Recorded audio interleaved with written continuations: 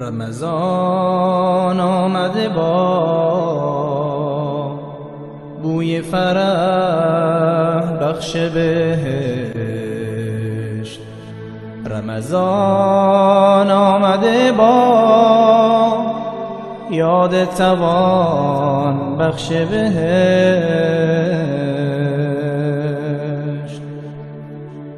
هدیه صاحب املاک سماوات و زمین. رمضان ماه کریم، ماه عزیز، ماه عزیز. به نام خداوند بخشنده مهربان، حمد و ثنا بر آفریدگار جهانیان، دعا و درود بر خاتم پیامبران حضرت محمد صلی الله علیه و سلم و اصحاب و خاندان پاکشان. السلام علیکم هموطنان گرامی، بینندگان محترم. اسلام جان سعید هستم با برنامه مرحبا رمضان. با گذشتن هر روز و هر لحظه و هر ساعت ماه شریف رمضان هم نزدیکتر می شود و با آمدن خود و خاندان هر یک ما و شما بر خرسندی و خوشحالی ما می افزاید.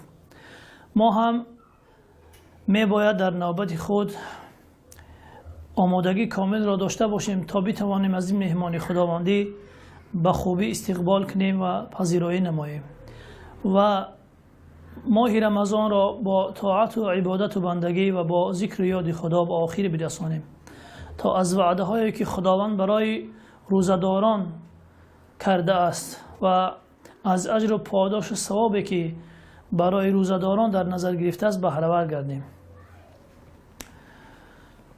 در این چند لحظه که خدمت شما حضور داریم تلاش میکنیم در رابطه با حکمت ها و فایده های روزه و خصوص روزه ماه رمضان گفتنی های داشته باشیم. همان گونه که میدانیم یکی از صفت های خداوند حکیم است. همان گونه که خداوند علیم است، قدیر است، سمیع است، بصیر است، غفور است، رحیم است، حکیم هم هست. این چنین خداوند کلام خود را، قرآن مجید را هم کتاب پر حکمت گفته است. در آیه های زیادی از قرآن میبینیم که خداوند کلام خود را، قرآن مجید را کتاب پر حکمت عنوان میکند. آنجا که میفرماید اعوذ بالله من الشیطان الرجیم یاسین و القرآن الحکیم، قسم به یاسین و قسم به قرآن که سراپا حکمت است. در آیه های زیادی خداوند به این چیز اشاره میکند. همچنین خداوند از حکمت و اهل آن ستایش میکند و میفرماید یؤتی الحکمت لمن یشاء و من یؤت الحکمت فقد اوتی خیرا کثیرا. خداوند برای هر کی بخواه حکمت میدهد و برای هر کسی که حکمت بدهد خیر و خوبی زیادی برای او داده است. این همه گفته ها دلالت بر این میکند که خداوند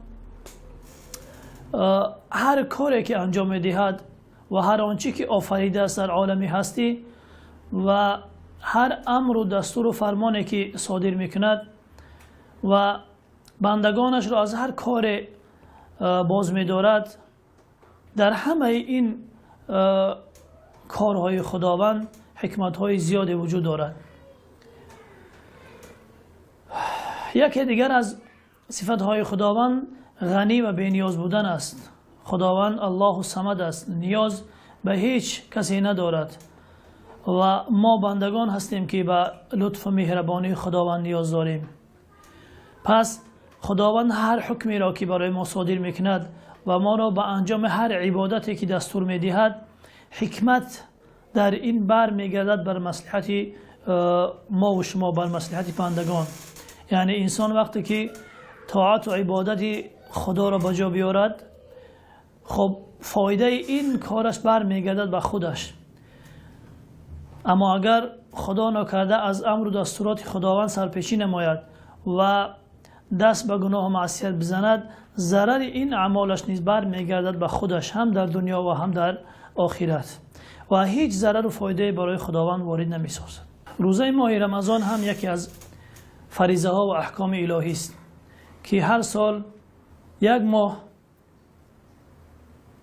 روزه داشتن بر هر یک مرد و زن مسلمان که عاقل و بالغ باشد فرض عین است.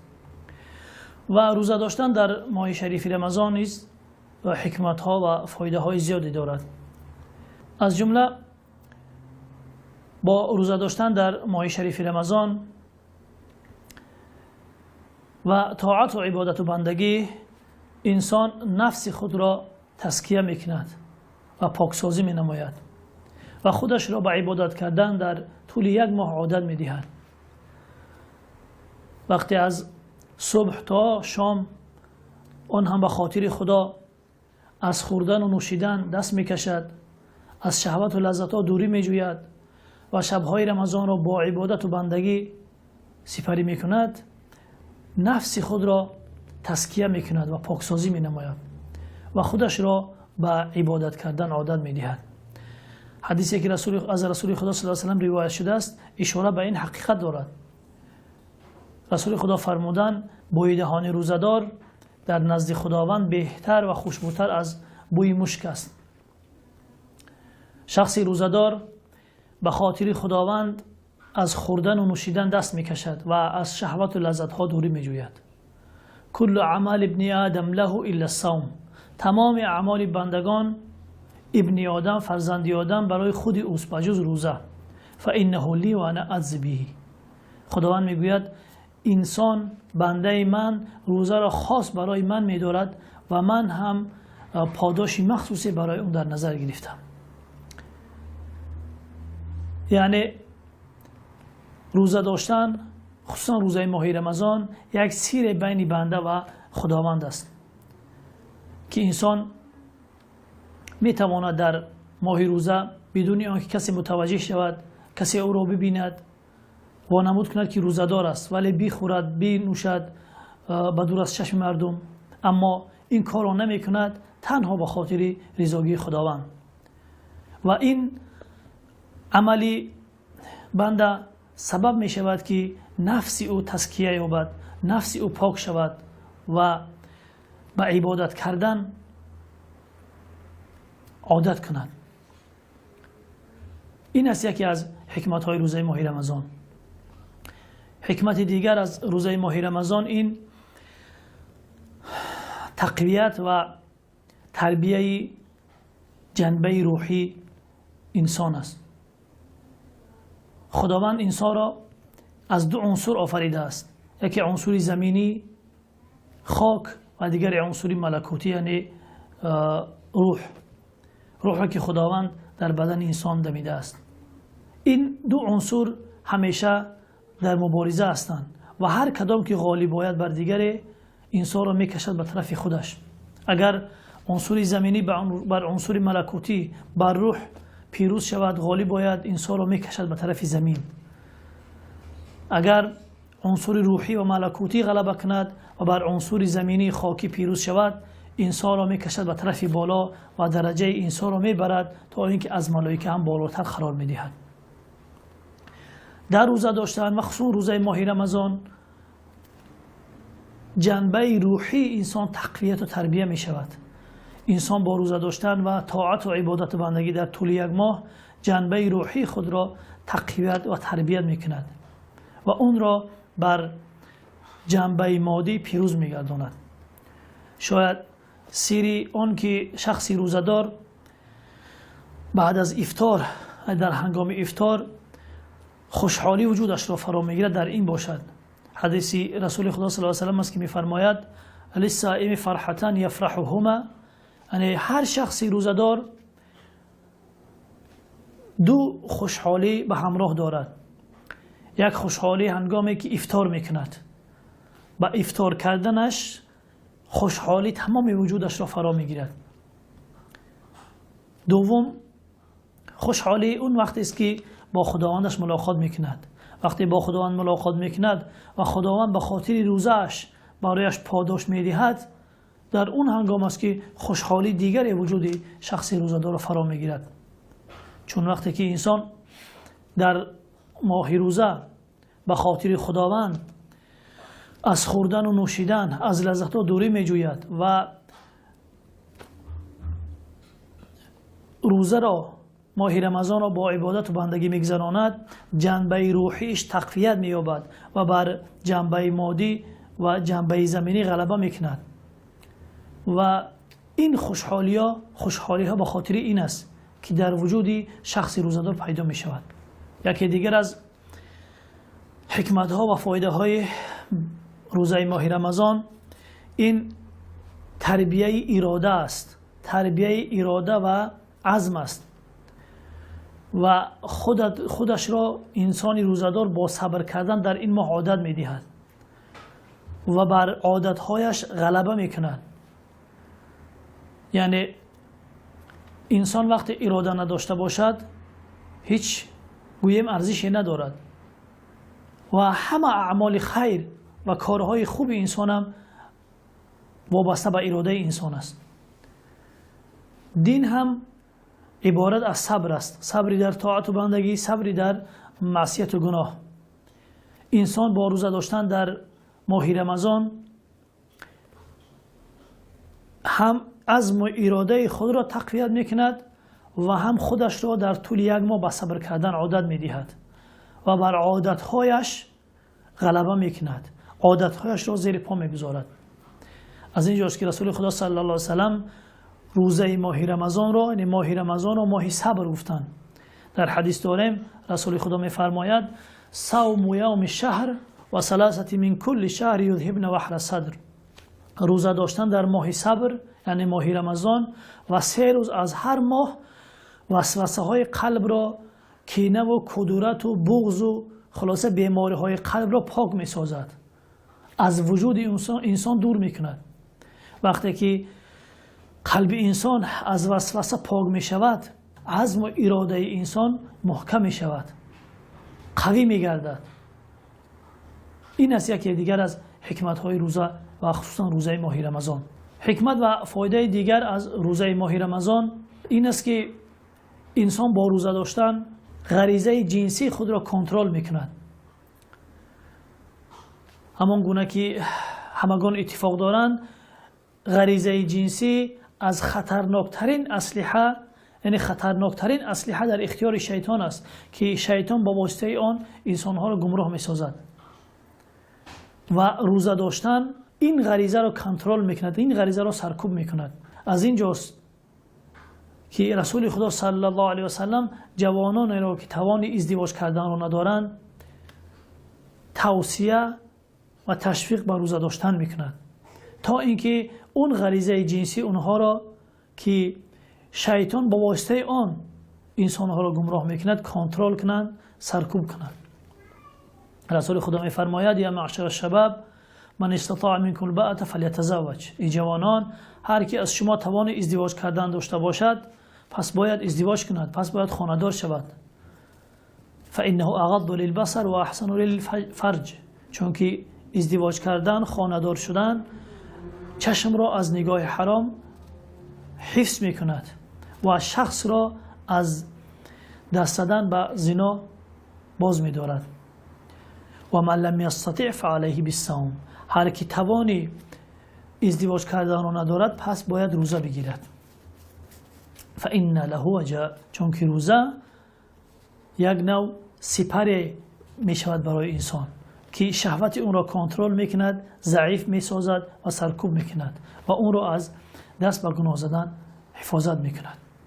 این است یکی دیگر از حکمت های روزه. حکمت دیگر از روزه داشتن و یا روزه ماه رمضان این است که انسان با روزه داشتن در طول یک ماه به قدر نعمت های داده خداوند میرسد. چون وقتی که انسان احساس گرسنگی و تشنگی نکند به قدر نعمت سحری و سیرابی نمیرسد.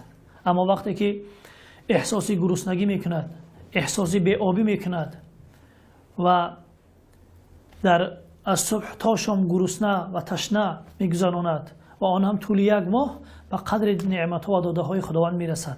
وقتی که افطار میکند، وقتی که شکمش سیر میشود، وقتی که سیراب میشود، از تگ دل الحمدلله میگوید و خدا را یاد میکند و شکرانه نعمت های خداوند را به جا میآورد. حدیثی که امام احمد و ترمذی روایت کردن اشاره به این چیز دارد. رسول خدا صلی الله علیه و سلم فرمودند خداوند برای من پیشنهاد کردند که اگر بخواهی من تمام وادی مکه را برایت تبدیل به طلا میکنم. اما رسول خدا صلی الله علیه و میگه من در جواب گفتم پروردگار من چنین نمیخواهم، بلکه میخواهم یک روز گرسنه باشم، یک روز سیر باشم، چون وقتی که گرسنه میشوم به یاد تو میافتم، دست به دعا میبردارم، یاد تو را میکنم و وقتی که سیر میشوم الحمدلله میگم و شکرانه تو را به جا میارم. این است یکی دیگر از حکمت های روزه ماه رمضان که انسان با روزه داشتن و با آنکه از خوردن و نوشیدن و از اینها دست میکشد و خودش را گرسنه و تشنه نگاه میدارد به قدر نعمت های خداوند میرسد و شکر نعمت های خداوند را به جا میآورد. یکی دیگر از حکمت های روزه داشتن و خصوصا روزه ماه رمضان این یک نوع مساوات و برابری در بین تمام مسلمان هاست. یعنی خداوند با فرض گردانیدن روزه یک ماه در هر سال مسلمانان را مجبور میکند، وادار میسازد که باید در طول یک ماه با هم برابر باشند، با هم روزه بگیرند، از خوردن و نوشیدن و لذت ها دوری بجویند و با هم افطار کنند. و شخصانی که دارا هستند، ثروتمند هستند، به قدر فقیر و نادار و کمبغل برسند و اونها را این چیز وادار کند که دست کمک برای نیازمندان دراز کنند. در روایت ها داریم که رسول خدا صلی الله علیه و سلم این ماه را ماه مساوات هم گفتند، ماه مساوات و برابری، که طول یک ماه تمام مسلمان ها با هم برابر هستند. خود رسول خدا صلی الله علیه و سلم هم وقتی که ماه رمضان نزدیک میشد دامن بر میزدند و آمادگی به ماه رمضان میدیدند برای استقبال ماه رمضان و دست کمک به تمام نیازمندان دراز میکردند. اگرچه در غیر رمضان این کارو میکردند، اما باز در رمضان این سخاوت و این خیر و احسان پیامبر صلی الله علیه و سلم 10 چند بلکه 100 چند می افزود. از این خاطر یک روزه‌دار را افطار دادن ثوابش برابری اون شخصی است که روزه میگیرد. یعنی یک انسان اگر یک شخصی روزه‌دار رو افطار میدهد برابری همون شخصی روزه‌دار ثواب میگیرد. رسول خدا صلی الله علیه و سلم فرمودند هر کی در ماه رمضان یک روزه‌دار را افطار بدهد به اندازه شخصی روزه‌دار برای این هم ثواب میرسد و از ثواب شخصی روزه‌دار هم چیزی کاسته نمیشود. یعنی اون شخصی روزه‌دار کامل ثوابش رو دریافت میکند و به همون اندازه به شخصی روزه‌دار هم ثواب میرسد. این است یکی دیگر از حکمت های روزه ماه رمضان. حکمت دیگر و یا حکمت آخران که اینجا میخوایم بیان کنیم و صحبت خود را با این به آخر برسانیم این است که انسان با روزه داشتن و خصوصا روزه ماه رمضان که در آیه قرآن خداوند به آن اشاره میکند این است که انسان پرهیزگار میشود، تقوا حاصل میکند و به درجه متقیان میرسد. خداوند میفرماید اعوذ بالله من الشیطان الرجیم یا ایها الذین آمنوا کتب علیکم الصیام کما کتب علی الذین من قبلکم لعلکم تتقون. ای مؤمنان، خداوند روزه را بر شما فرض گردانیده است همان گونه که بر امتان پیش از شما فرض گردانیده بود تا اینکه شما با روزه داشتن در ماه شریف رمضان پرهیزگار شوید، تقوا حاصل کنید و به درجه متقیان برسید. یعنی میتوان گفت حکمت اساسی و اصلی از روزه داشتن این است که بنده مسلمان پرهیزگار شود، با تقوا شود و به درجه متقیان برسد. وقتی که انسان تقوا حاصل کرد، متقی شد، تمام کارهای هم دنیوی و هم اخروی اون سامان می‌یابد.